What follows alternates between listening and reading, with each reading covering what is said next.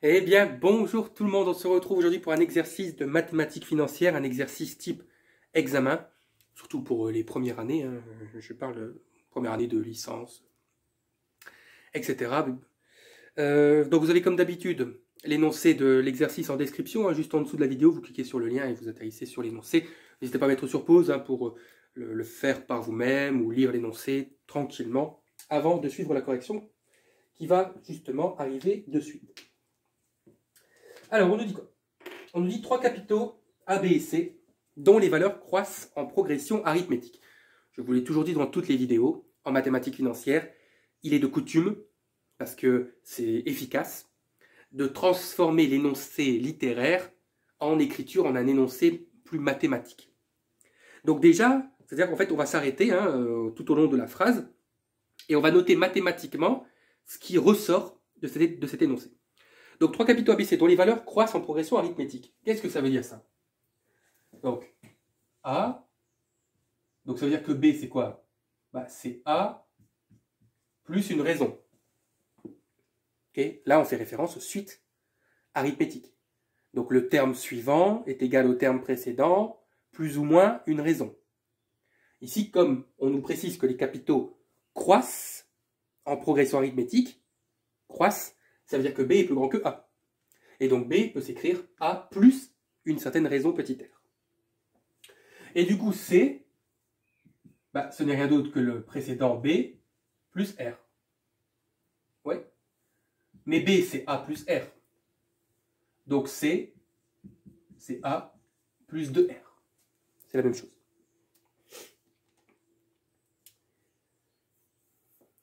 Oui, déjà, si ça c'est pas compris, vous avez vu le début de la phrase, si c'est pas compris, là on peut rien faire.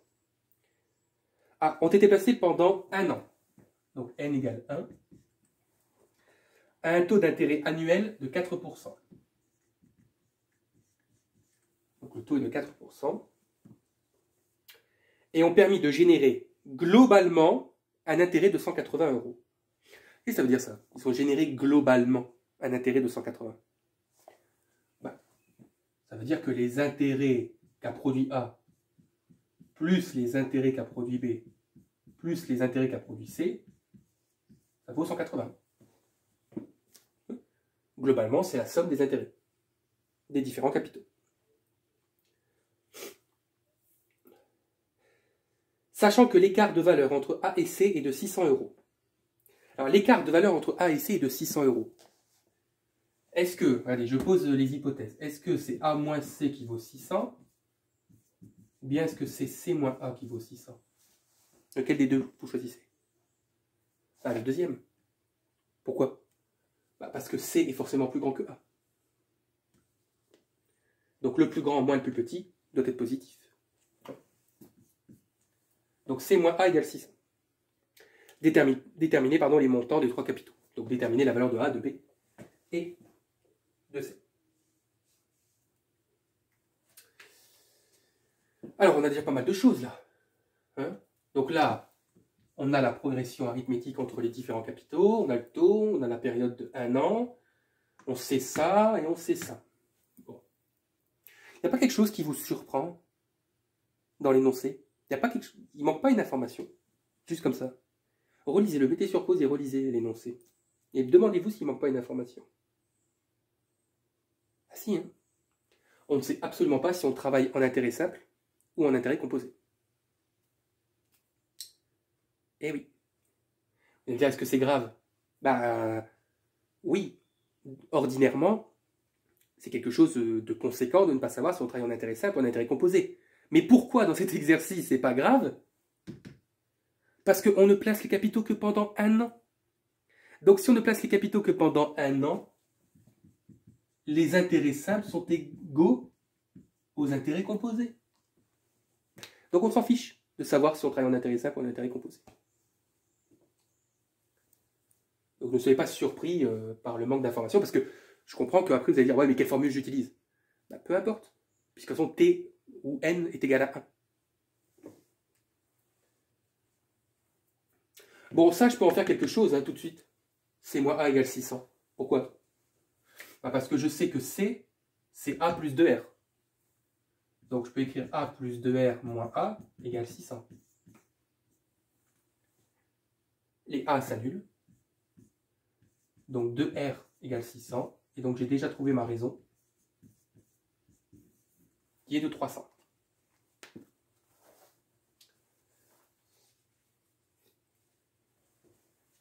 En gros, si vous voulez, cet exercice, c'est la résolution d'un système d'équations.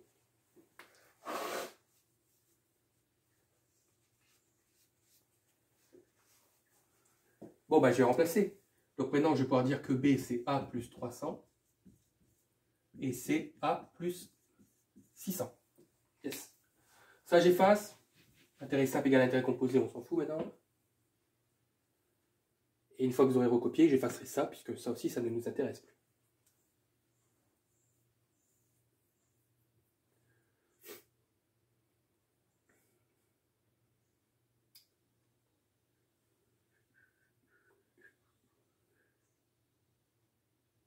Ouais. Mettez sur pause, hein. C'est pas encore le temps. Bon, maintenant, bah, il faut que je traite cette information-là. IA plus IB plus IC égale 180. Comment calculer les intérêts? Alors, je rappelle quand même. Si on est en intérêt simple,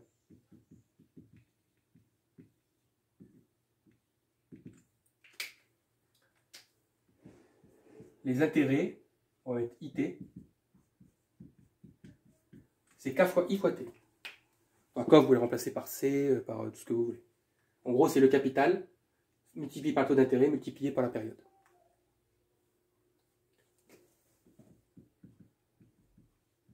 Alors, en intérêt composé, c'est pas aussi évident que ça. En intérêt composé, l'intérêt, on va devoir faire la différence entre ce qu'on appelle la valeur future et la valeur actuelle, c'est-à-dire la valeur passée. Bon, je vais le mettre ici. Attendez, je le dis. Donc, la valeur future moins la valeur actuelle. La valeur actuelle étant rien d'autre que la valeur du capital. Pourquoi? On va regarder.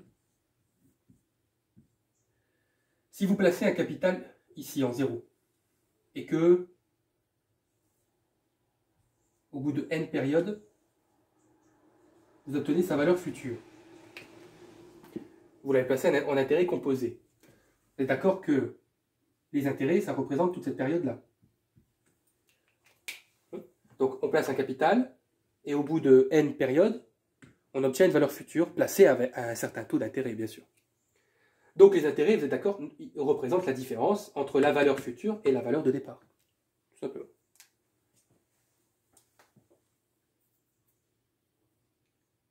Ouais.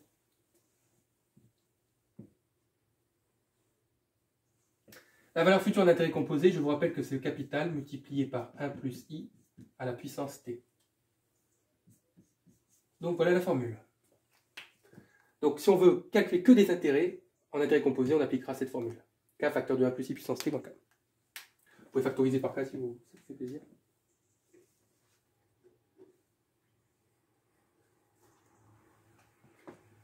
Mais je vais dire quelle formule, moi, monsieur? Bah, je vous ai dit.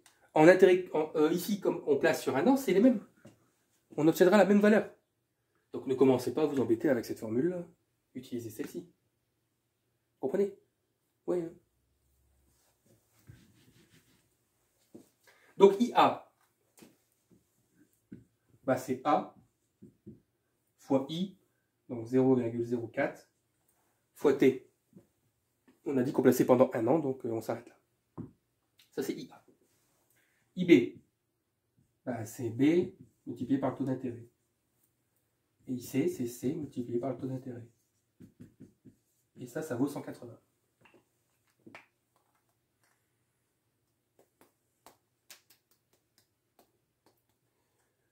Bon, j'ai 3 inconnus, mais c'est pas grave. Je vais bien sûr m'aider de ma progression arithmétique. Donc 0,04A, je peux dire que B, c'est A plus 300. Et que C, c'est A plus 600.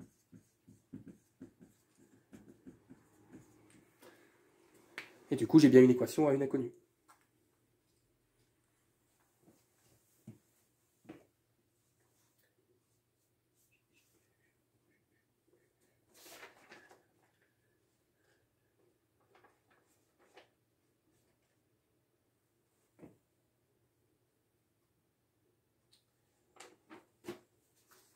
Mais regardez, retenez bien cette formule-là pour la suite de l'exercice. La formule de l'intérêt en intérêt composé. J'arrive. Je l'ai effacé. Il me reste encore de la place. Alors là, on va tout développer. Donc on va avoir 0,04A plus 0,04A plus 300 multiplié par 0,04 plus 0,04A plus 600 multiplié par 0,04 égale 180. Ce sont de longues équations, mais qui se simplifient, vous allez voir, plutôt bien.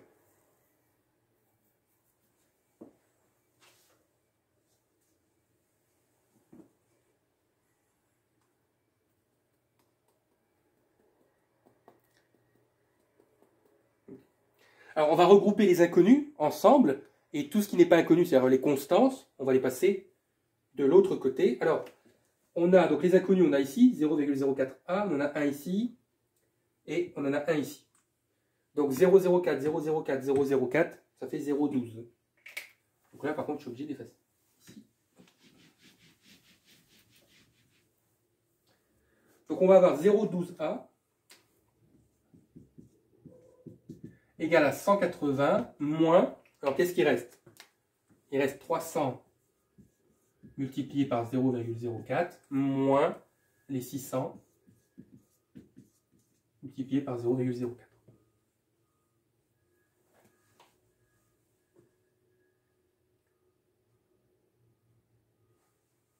Et donc A, il suffira de diviser par 0,12 de l'autre côté.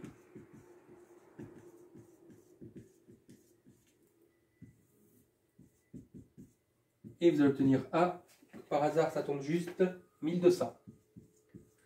Ça c'est cool. Quand vos résultats tombent juste, ça veut vraiment dire que normalement, vous n'avez fait aucune erreur au cours de la résolution.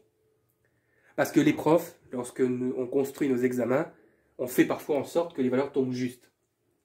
Et donc c'est un petit moyen de vérifier que finalement on est sur le bon chemin. Ça aurait été bizarre de trouver un truc genre 1182,96. Mais...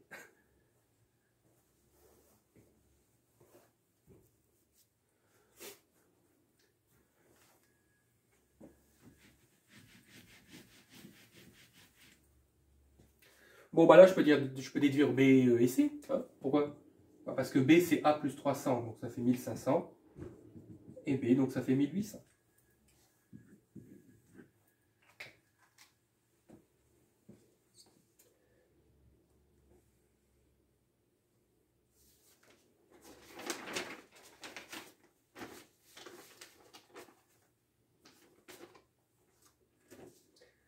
Est-ce que vous avez remarqué que lorsque je lis l'énoncé, je lis la question, au fur et à mesure que je lis la question et l'énoncé, je note mathématiquement les informations.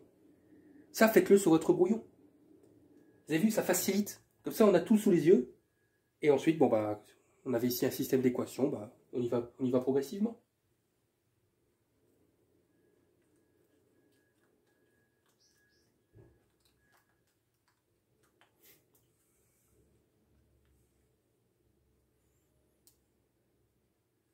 Bien. Alors, question 2. La question 2, je vous rassure, elle est indépendante de la question 1. C'est pas indiqué, mais bon, c'est logique. Alors, donc je vais faire la même chose. Au fur et à mesure que je lis, je vais noter les informations. Donc, deux capitaux, X et Y, qui réunis possèdent une valeur de 1600 euros. Deux capitaux qui réunis possèdent une valeur de 1600 euros. Réunis, ça veut dire quoi? Ça veut dire une somme. Ça veut dire que X plus Y égale 1600. Ont été placés pendant un an. Encore une fois. Le capital X a bénéficié d'un taux trimestriel composé de 0,8%. Donc X, il a un taux trimestriel composé de 0,8%. Alors composé, je ne note pas, mais retenez-le. On est en intérêt composé. Et le capital Y, d'un taux semestriel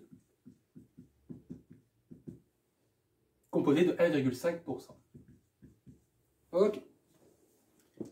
Ok.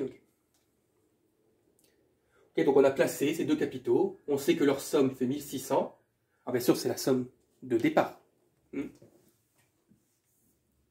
Autrement dit, en 0, hop, les deux capitaux valent 1600. Et on les place. Pardon, excusez-moi. On les place pendant un an. Okay, donc ces deux capitaux ont une valeur acquise. Et donc on a un placement trimestriel et un placement semestriel pour Y. Alors on vous demande de déterminer lequel des deux capitaux a été soumis aux conditions de placement les plus avantageuses. En gros, est-ce que le placement de X est plus avantageux que celui de Y en termes de taux d'intérêt? Bon, c'est difficile de comparer puisque là j'ai du trimestriel et là j'ai du semestriel. La seule possibilité pour pouvoir comparer, c'est de transformer l'un en l'autre. Et là vous avez le choix. Soit vous transformez le trimestriel en semestriel, soit le semestriel en trimestriel. Pourquoi? Parce que vous ne pouvez comparer que des taux d'intérêt trimestriels ou des taux d'intérêt semestriels, mais pas l'un et l'autre. Alors moi je ne sais plus ce que j'avais fait, j'avais choisi lequel. Oui, donc j'avais transformé le semestriel en trimestriel. Alors, comment on transforme un taux d'intérêt d'une nature en une autre nature? On utilise l'équivalence. Oui, parce que si vous utilisez le taux d'intérêt proportionnel, c'est-à-dire que vous allez diviser le taux d'intérêt semestriel par 2, c'est pas représentatif le taux proportionnel. Si on veut vraiment quelque chose de représentatif, on utilise l'équivalence. Comment on va poser ça? Alors je vais simplement dire que 1 plus IS, c'est la même chose que 1 plus IT, mais il me faut une concordance des temps. Combien de trimestres y a-t-il dans un semestre? Alors, semestre, ça fait 6 mois. Trimestre, ça dure 3 mois. Donc, il y en a 2. Il y a 2 trimestres dans un semestre. Voilà l'équation que je dois résoudre. Ah, bien sûr, mon inconnu, c'est IT. Puisque IS, je vais le remplacer par 1 plus 1,015. Tant pour moi. Ah, mais qu'est-ce que je fais, pardon? 1 plus 0,015 est égal à 1 plus IT au carré. Vous voyez, donc je vais chercher la valeur du taux d'intérêt trimestriel correspondante à un taux semestriel de 1,5%. Ouais, vous suivez? Et puis ensuite, je comparerai les deux trimestriels pour voir lequel est le plus grand, tout simplement. Donc là, on aura 1,015, donc égal 1 plus IT au carré. Alors, je dois me débarrasser du carré. Comment je vais procéder? Pour me débarrasser d'un carré, j'applique la racine carrée de l'autre côté. Donc, on aura la racine de 1,015 égale 1 plus IT.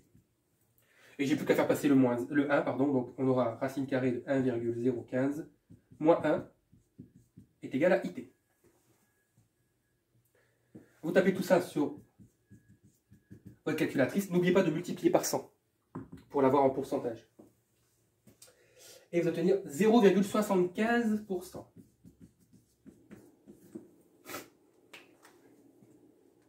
Oui, je sais, dans ce cas-là, le taux équivalent est égal au taux proportionnel. Je vous l'accorde. Mais, encore une fois, c'est parce que l'enseignant qui a fait cet énoncé a certainement voulu que les deux, le taux proportionnel et le taux équivalent, soient le même. Ok? Mais à choisir, on choisira toujours l'équivalence. Et là, je soupçonne aussi l'enseignant de l'avoir fait exprès, parce que c'est vrai que quelque part dans la question, on ne vous dit pas si on est en proportionnel ou en équivalent. Donc il a fait en sorte que les deux soient égaux. C'est un peu, vous savez, comme la première question, comme on était sur une année, on pouvait utiliser les formules de l'intérêt simple et de l'intérêt composé, parce que dans la question, on ne nous précisait pas si on était en intérêt simple ou en intérêt composé. Voilà, bon. Bon, ça coûte rien de le préciser, en général. Voilà, mais si on privilégiait l'équivalence. Bon alors, du coup, X est placé à 0,8%. Y, en trimestriel, est placé à 0,75%. Bon, oui. X. Et bien sûr, le placement le plus avantageux. En termes d'intérêt.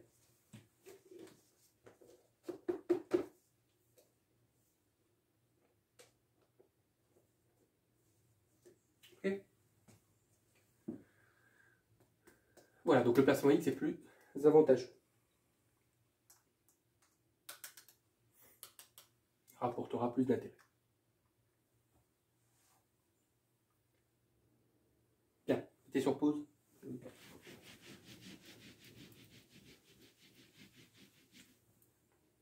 Alors pour la question suivante, je vais juste rappeler la petite formule.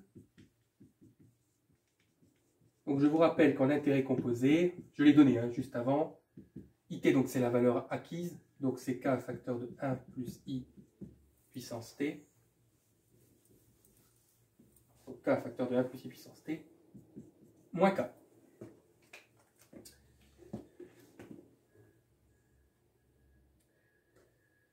Sachant que les deux capitaux ont permis de générer globalement un intérêt de 49,87274, déterminer les valeurs de X et Y. Donc les deux capitaux ont permis de générer globalement, c'est la même chose que la première question, c'est-à-dire que IX plus IY est égal à 49,87274.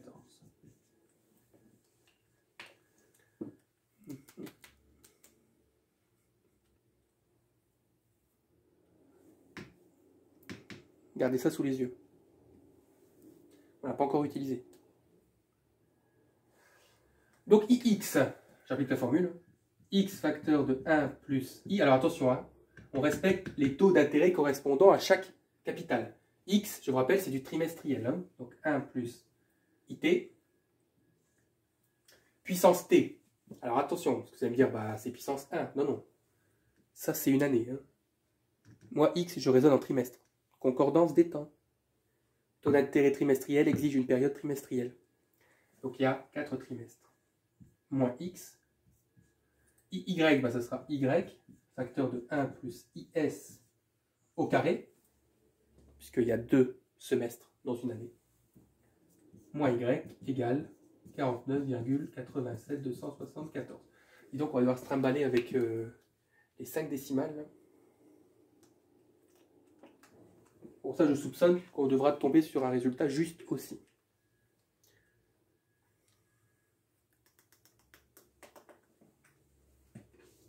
Okay.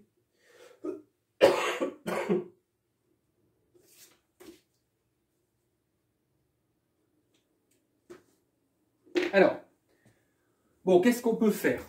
Qu'est-ce qu'on peut faire pour pas aller trop vite? Bah, je pense qu'on peut remplacer IT et IS par leur valeur, non? Qu'est-ce que vous en pensez? Et additionner avec le 1 tout de suite. C'est-à-dire qu'on aura X, facteur donc de 1 plus 0,8%, donc 1,008. Oui. Si vous multipliez par 100, on retrouverait 0,8. Donc puissance 4 moins X, plus Y, facteur de 1, donc 1 plus 1,5, donc 1,015 au carré moins Y égale 49,87274. Ok.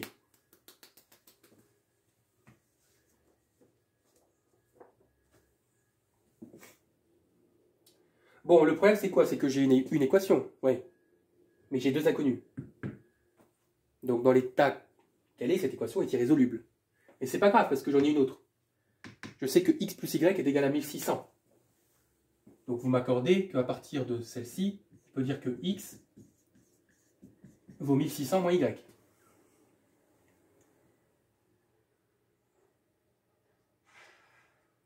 Et donc on y va, on va remplacer x par 1600 moins y. Alors attention, aux parenthèses. Donc. 1600 moins y multiplié par 1,008 puissance 4. Là, la parenthèse ne sert à rien pour le taux d'intérêt. Moins 1600 moins y. Attention aux parenthèses. Ouais. Plus 1,015 au carré fois y moins y. Bon, égale 49, machin. Oui, ici, vous voyez, au lieu d'écrire y multiplié par 1,015 au carré, j'ai écrit 1,015 au carré fois y. C'est pareil. C'est juste que c'est toujours mieux d'avoir les constantes qui sont placées devant les inconnus. Voilà. Oula, sacrée équation, quand même. Bon, on va devoir déjà s'occuper de ça, on va devoir développer. Donc on va devoir faire 1600 multiplié par 1,008 puissance 4, okay, moins y fois la même chose, donc moins 1,008 puissance 4 y. Là, j'ai un moins devant une parenthèse, donc je change les signes. On aura moins 1600 plus y plus 1,015 au carré y moins y égale 49, machin chouette.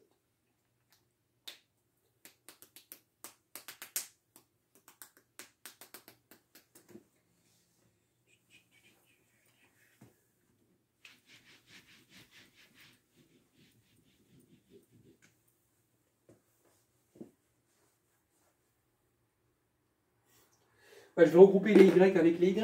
Alors déjà, il y en a deux qui se simplifient. Regardez, j'ai plus y moins y. Donc cela disparaissent. Et qu'est-ce que j'ai en y? J'ai ça et j'ai ça. J'en ai deux. Donc je les réécris. Donc j'ai moins 1,008 puissance 4 y plus 1,015 au carré y. Ok.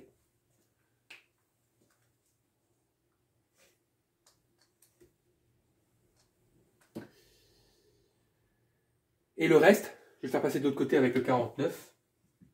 Donc on aura 49,87 274 moins 1600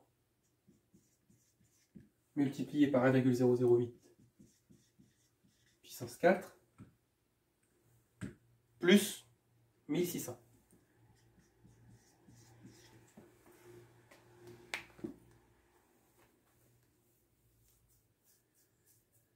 Vous allez dire, on ne peut pas calculer, monsieur? Bah, vous risquez péril. Parce que si vous arrondissez depuis cette étape-là, bah, voilà. Comme vous voulez.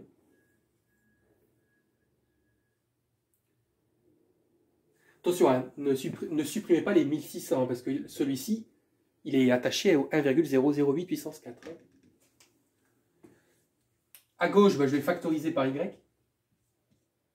Donc on aura y facteur de moins 1,008 puissance 4 plus 1,015 au carré. Et à droite, on n'y touche pas. Je vous rappelle que si l'enseignant a donné autant de décimales, c'est parce qu'on veut un résultat juste. Et donc pour avoir un résultat juste, on doit tout conserver.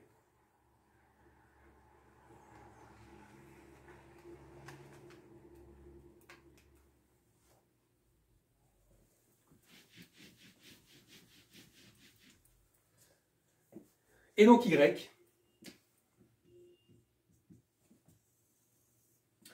soit égal à tout ce qui est à droite, donc 49,87 274 moins 1600 multiplié par 1,008 puissance 4 plus 1600, le tout sur moins 1,008 puissance 4 plus 1,015 au carré.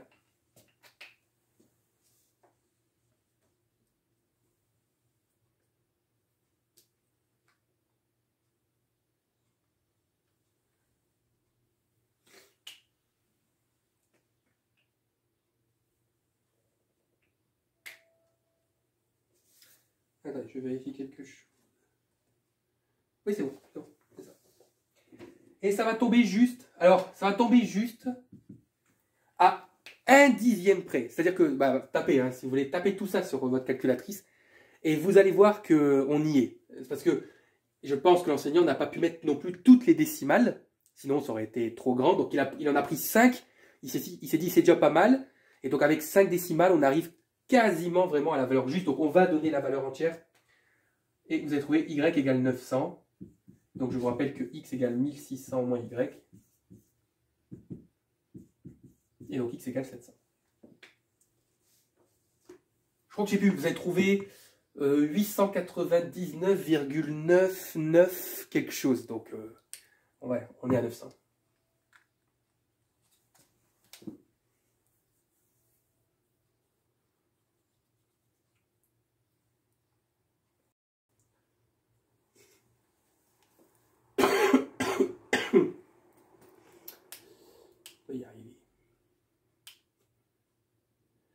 Voilà, voilà. Hein. Donc vraiment exercice type examen. C'est pas mal du tout. Bien, donc c'est tout pour aujourd'hui. N'hésitez pas à mettre un petit like et à vous abonner à la chaîne pour la soutenir. Et on se retrouve très vite pour de nouvelles